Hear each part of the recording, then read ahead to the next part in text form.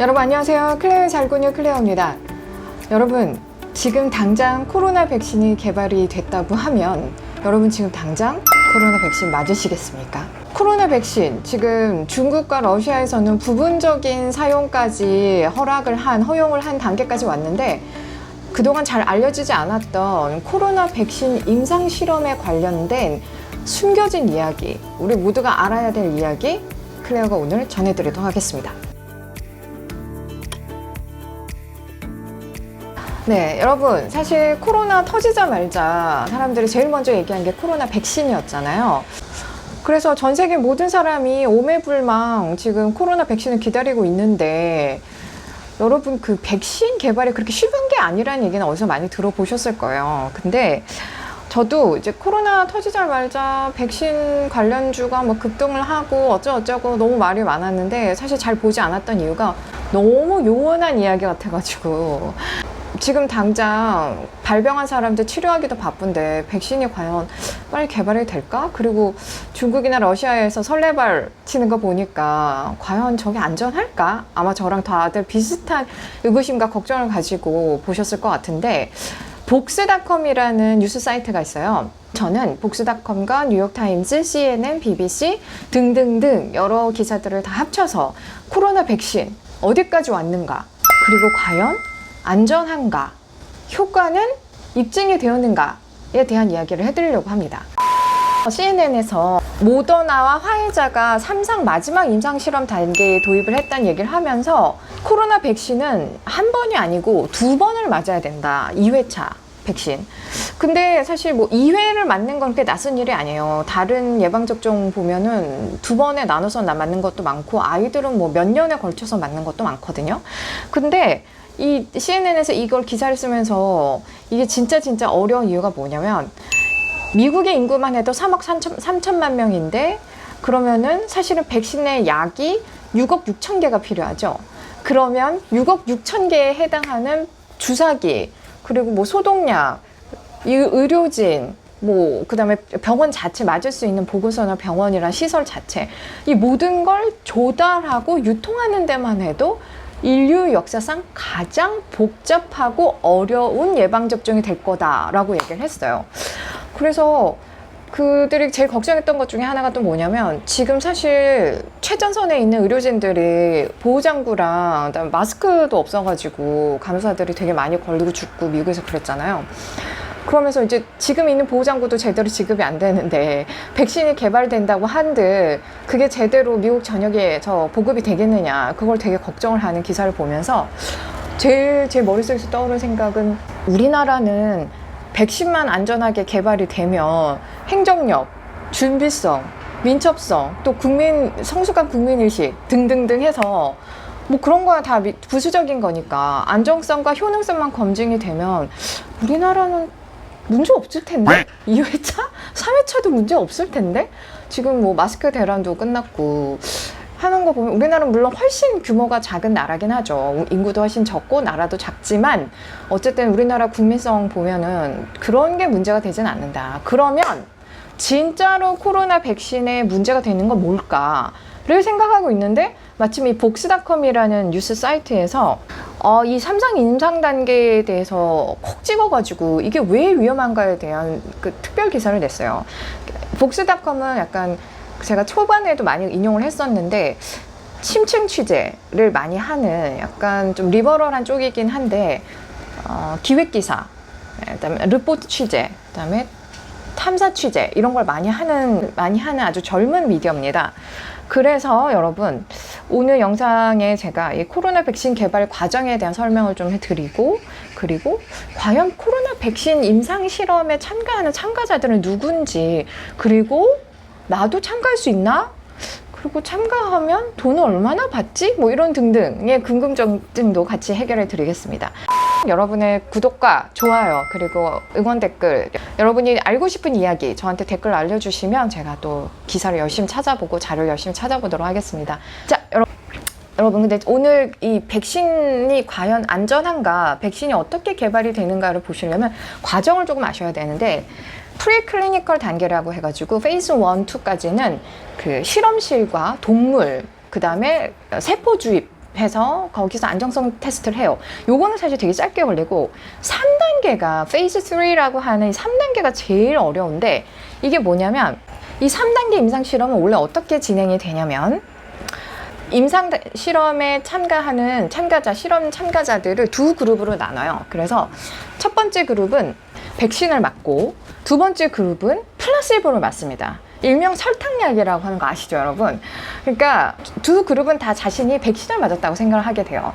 플라시보, 설탕약을 주입을 한, 예를 들면 비타민 뭐 이런 걸 주입을 한 그룹은 자기가 그걸 맞았는지 전혀 몰라요. 그리고 이 상태로 일상생활을 하게 됩니다. 일상생활을 하면서 이 두 그룹 속에서 실제로 백신을 맞은 그룹이 코로나 바이러스에 마지막까지 걸린 확률이, 마지막에 걸린 사람들의 수치, 확률이 얼마나 높은지, 플라시보를 설탕약을 맞은 사람들 중에서는 얼마나 많이 걸렸는지 이걸 대조를 해야 되는데 이 과정이 정말 짧게는 3년 그리고 10년까지 가는 거죠. 임상 실험을 하는 게. 그래서 보통 백신 개발을 뭐 짧으면 3년이라는데 3년에 끝나는 백신도 없고 이 페이즈 3, 3단계 때문에 10년을 잡는다고 합니다. 그런데 우리가 지금 10년을 기다릴 수가 없잖아요. 전 세계에서 지금 막 돈을 때려 부으면서까지 백신 개발에 막 총력을 기울이고 있는데 이거를 휴먼 챌린지 트라이얼이라 그래가지고 인위적으로 사람들을 뽑아서 자원을 한 사람들에게 빨리 투약을 해가지고 어떤 임상적인 실험을 하게 되는 거죠. 그래서 부작용이 있는지 얼마나 효과가 있는지 이런 것들을. 그래서 여러분 지금 화이자 모더나에서 하고 있는 게 바로 이 휴먼 챌린지 트라이얼이라고 하는 이 임상 실험입니다. 그런데 이렇게 진행이 된다는 거를 많은 분들이 잘 모르시죠. 그리고 복스닷컴이 이번 뉴스에서 말한 게 뭐냐면 이 임상 실험이 사실 예전에도 계속 진행됐어요. 어떤 질병이 했냐면 장티푸스, 말라리아, 인플루엔자 뭐 이런 기존에 알고 있었던 질병의 백신 개발을 위해서 사람들이 손들고 다 이렇게 참여를 했어요. 그런데 지금부터 나옵니다. 이 휴먼 챌린지 트라이얼이 코로나 백신 개발에 굉장히 위험한 이유, 그리고 아무도 말하지 않았던 이유, 말했지만 무시당하고 있는 이유에 대해서 말씀드리겠습니다. 장티푸스, 말라리아, 인플루엔자 이런 질병들과 코로나19의 가장 큰 차이점은 뭘까요? 바로 치료법의 유무입니다. 장티푸스나 말라리아 같은 경우는 검증이 된, 임상에서 충분히 검증이 된 임상예도 많고 치료제가 있어요.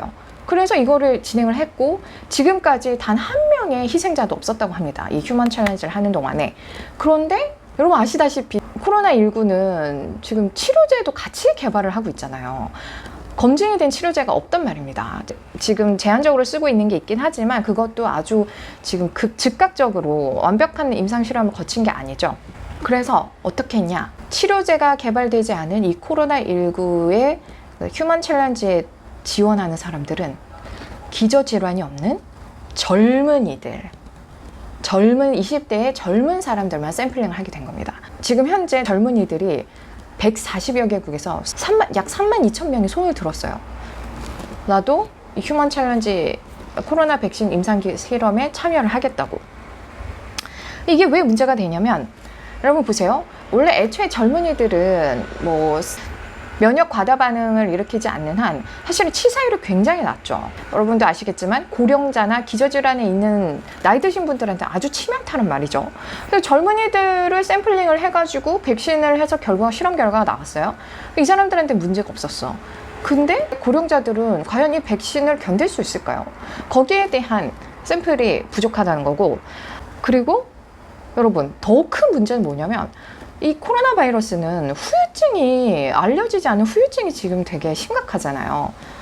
그 브레인 포기 현상이라고 이제 뭐 뇌에 안개가 낀 듯한, 그리고 후각 미각을 손실하는 거, 그 외에도 이게 혈관을 통해서 바이러스가 침투하기 때문에 혈관은 우리 몸에 어디나 다 흐르니까 이걸로 야기되는 그 합병증으로 죽은 사람들도 굉장히 많고. 자, 그래서 사실 지금 이 백신을 개발하고 있는 제약회사나 나라들이 이런 한계점을 모르는 게 아니에요. 그래서 미국에서 뭐라 그러냐? 우리의 목표는 70, 80%가 아니다. 우리의 목표는 이 백신이 인구의 그 커뮤니티의 50%만이라도 효력을 발휘를 한다면 대거 전염이 되면서 팬데믹을 일으키는 거는 막아줄 거다. 보통 이게 집단 면역이라고 하는 게 그 공동체의 60% 이상이 그 질병에 이미 걸려서 면역성을 갖고 있으면 이게 더 퍼지지는 않는다. 싸우고 망가준다. 이렇게 생각을 하잖아요. 그러면 이 백신 실험자들이 과연 이런 무서운 후유증이라든지 아니면 부작용을 모르고 참여를 했을까요? 혹잔도 이렇게 얘기하겠어요. 돈 엄청 많이 주나 보지. 근데 여러분, 얼마나 받을 것 같으세요?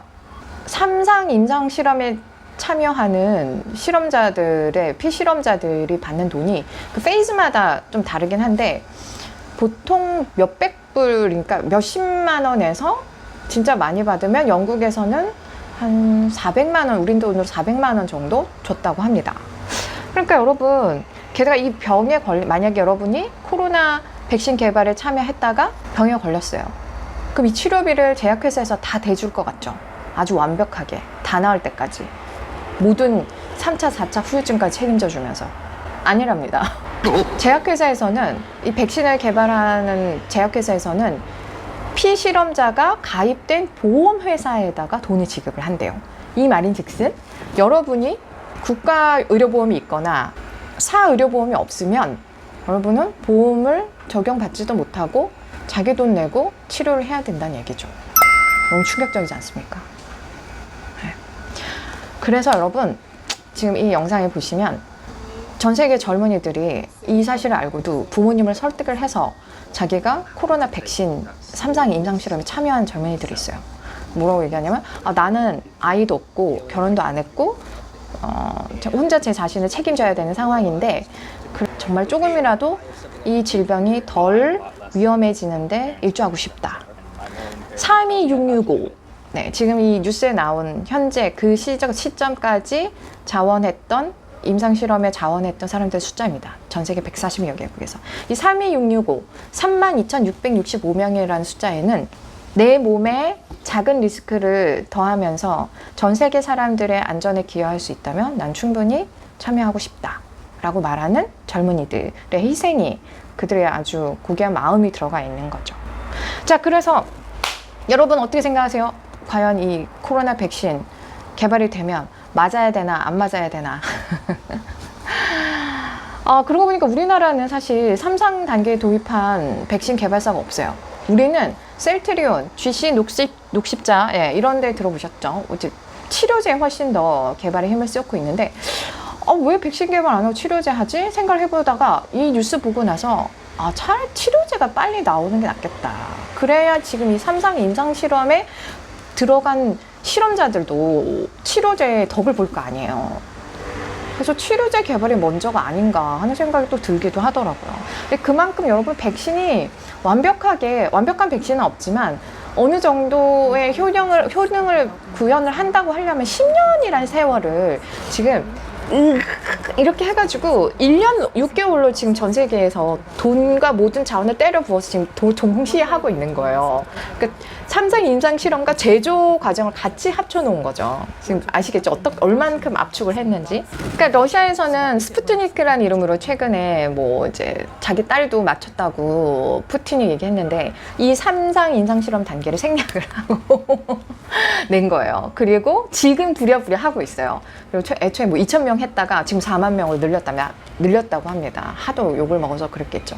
중국은 부분적으로 자기 나라에 몇 명의 뭐 공무원들이겠죠. 그분들한테 이제 맞췄다고 하는데 이쯤 되니까 진짜 백신 장사하려고 만들어서 퍼뜨렸다는 루머가 안 나올 수가 없는 것 같아요. 중국에 지금 국내 확진자가 17일째 한 명도 안 나와서 곧 종식 선언한다는 얘기가 들리는데 정말 피가 거꾸로 솟지 않습니까?